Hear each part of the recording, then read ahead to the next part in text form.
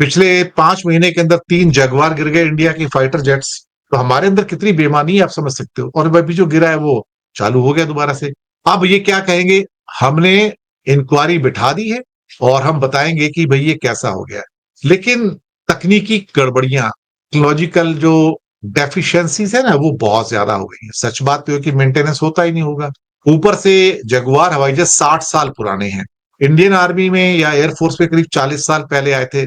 मेरे ख्याल से 85 के आसपास इनको इंडक्ट किया गया था, 85 के आसपास। अस्सलाम वालेकुम दोस्तों, पाकिस्तान ने भारत के 6 जहाज गिराए थे, जिनमें 3 राफेल थे, एक Su-30 और दोस्तों MiG-29। क्या इनके बाद भारत के क्रैश रुके हैं दोस्तों? अब आज भी भारत का एक क्रैश हो गया है, जगुआर। ये भारत के वो तैयारे हैं दोस्तों जिनसे भारत पाकिस्तान के सामने अपनी तादाद पूरी करता है और कहता है कि मेरे 31 स्क्वाड्रन है, लेकिन ये नहीं बताता कि इन 31 स्क्वाड्रन में उड़ने लायक कितने तैयारे हैं। दोस्तों उड़ने लायक तो तैयारे जो है वो 100 के करीब भी होंगे, जिनमें थोड़े से राफेल है, Su-30 है और दोस्तों कुछ न कुछ जगुआर है, लेकिन ये भी अब क्रैश करना शुरू हो चुके हैं। पाकिस्तान के सामने भारत की एयरफोर्स आधी हो चुकी है दोस्तों। अगर आपके पास 26 से 27 स्क्वाड्रन है तो भारत कहता है उसके पास 31 है, लेकिन असल बात यह है कि भारत के पास 16 से 17 स्क्वाड्रन उड़ने लायक हैं। बाकी जितने भी हैं वो फ्लाइंग कॉफिन है, वो उड़ने के काबिल नहीं है। पाकिस्तान एयरफोर्स अभी कुछ कर भी नहीं रही। तो दोस्तों आज भी इनका जगुआर क्रैश हो गया है और देखिए कि एजेक्ट सीट काम ही नहीं कर रही और पायलट फिर मारा जा चुका है। ये भारत का बहुत बुरा हाल हो चुका है कि भारत 1 से 2 महीने में भारत के 4 से 5 पायलट मारे जा चुके हैं। 3 पायलट तो जो राफेल में मारे थे, जिनमें दोस्तों एक खातून पायलट शिवांगी सिंह भी मौजूद थी, वो भी मारी जा चुकी है। लेकिन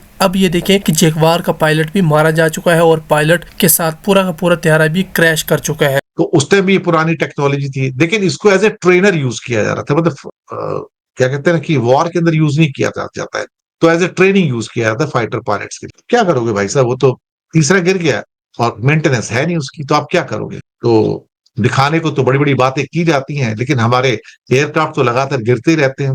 कभी सुखोई गिरता है, कभी MiG-29 गिरना है, और MiG-21 तो अभी भी 2 हमारे पास स्क्वाड्रन है, 36 एयरक्राफ्ट है। वो उड़ते तो है नहीं, जमीन पे खड़े हैं, पेपर पे दिखाने के लिए अच्छा है। उसको क्या कहा जाता है, नाम क्या है MiG-21 का? फ्लाइंग कॉफिन, उड़ता हुआ ताबूत। 400 से ज्यादा पायलट MiG-21 में आज तक हम अपने गवा चुके हैं, उनकी जान चली गई है। लेकिन कोई क्या सुनता है क्या भाई? किसी को सुनने की पड़ी है क्या? जगुआर को लेकर जो हादसे हो रहे हैं वो मैं आपको दिखाऊंगा। ये जगुआर आप देख रहे हैं, जगुआर फाइटर जो आज क्रैश हो गया। अगली तस्वीर देखिए जरा, दूसरी तस्वीर दिखाइए। ये आप देख रहे हैं चुरू राजस्थान की तस्वीर आप देख रहे हैं, और फाइटर क्रैश हुआ है इस जगह पर।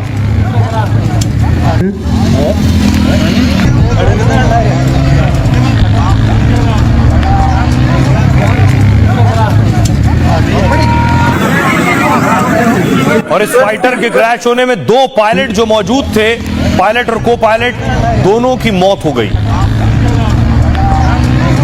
और पूरा फाइटर जलकर खाक हो गया।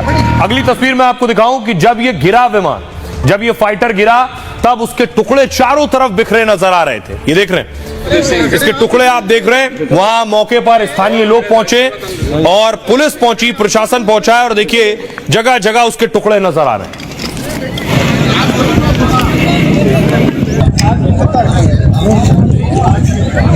आपको बताऊं कि आखिर ये जगुआर कैसे क्रैश हुआ। इसमें पायलट सवार था, पायलट निकल क्यों नहीं सका आखिर फाइटर से। राजस्थान के चुरू में भारतीय वायुसेना का जगुआर जेट क्रैश हो गया। हादसे में लड़ाकू विमान के पायलट और को पायलट भी शहीद हो गए। जगुआर ने राजस्थान के सूरतगढ़ एयरबेस से उड़ान भरी थी और दोपहर 12:40 पर चुरू में क्रैश हुआ। दोनों पायलट के शव अलग अलग टुकड़ों में मिले। तकनीकी वजह से दोनों पायलट विमान से बाहर नहीं निकल पाए। फाइटर जेट 2 सीटर था और ट्रेनिंग के लिए इस्तेमाल होता था।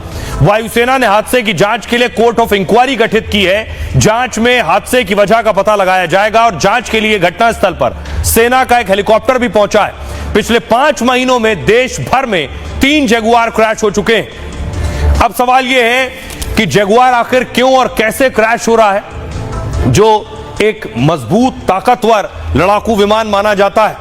यह जगुआर 1960 के दशक में बनाया गया था जगुआर, और यह 2 इंजन वाला सुपरसोनिक हमला करने वाला विमान है। और ये फाइटर 40 साल से भी ज्यादा समय से इंडियन एयरफोर्स में, एक समय में यह एयरफोर्स का मुख्य विमान था, और जगुआर विमानों के बार बार दुर्घटनाग्रस्त होने से इनकी सुरक्षा और इस्तेमाल पर चिंता बढ़ गई है। ब्रिटेन, फ्रांस, नाइजीरिया जैसे देशों ने इसे हटा दिया है और भारत ही एकमात्र ऐसा देश है जो अभी भी जगुआर का इस्तेमाल कर रहा है। आइए सुनिए जरा क्या कुछ कह रहे हैं चश्मदीद और डिफेंस एक्सपर्ट। एकदम धुआं गोवा को गंदित रहा और उसमें जो भी मतलब पायलट साहब जो तो ओन एक्सपायर हो गए, उनकी जो बॉडी के पार्ट्स मिले अलग अलग मिले हैं, वैसे म्यान उपलब्ध भी कराया दिया भी है धंधों में। और एक एयरफोर्स की डायरी भी मिली, साथ में एक एयरफोर्स की डायरी भी मिली थी।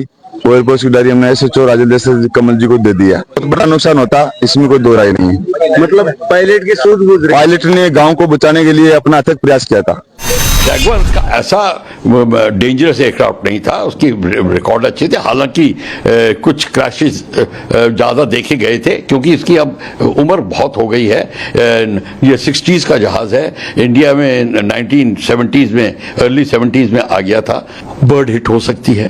बर्ड हिट एक बहुत ही जो एक सीरियस चीज़ है जिसने हमारे बहुत सारे जहाज़ों को ग्रस्त किया हुआ है। भारत में दोस्तों हालात बहुत बुरे हैं। वहाँ पर सैलाब की हालत भी है। चलो सैलाब तो आए हुए हैं, पाकिस्तान में भी है, पाकिस्तान से लेकर अमेरिका तक, और दोस्तों भारत तक सैलाब आए हुए हैं। और दोस्तों भारत में जहाँ पर त्यारे क्रैश कर रहे हैं, वहाँ पर एक एयरप्लेन भी क्रैश हुआ था और अब जगुआर क्रैश हुआ है। तो दूसरी तरफ देखिए कि मोदी जाकर वहाँ पर अफ्रीका के छोटे छोटे मुल्कों में डांस कर रहा है और उसे शर्म भी नहीं आ रही। दोस्तों ये वीडियो देखें और आपको पता चलेगा कि ये मोदी बिल्कुल एक जोकर है। भारत की नाक पहले कटवाई, राफेल करवाकर, और अभी जगुआर गिर रहे हैं और मोदी यहाँ पर डांस कर रहा है। देखिए आप जरा मुलाहिजा करें। के बीच थे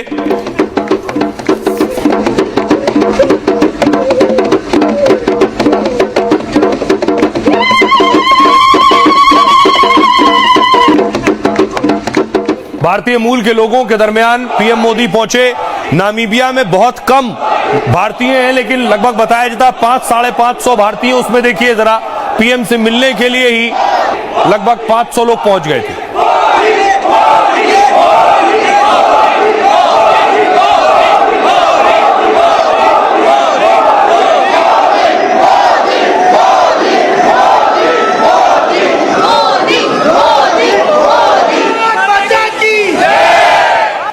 आइए आपको बताऊं कि आखिर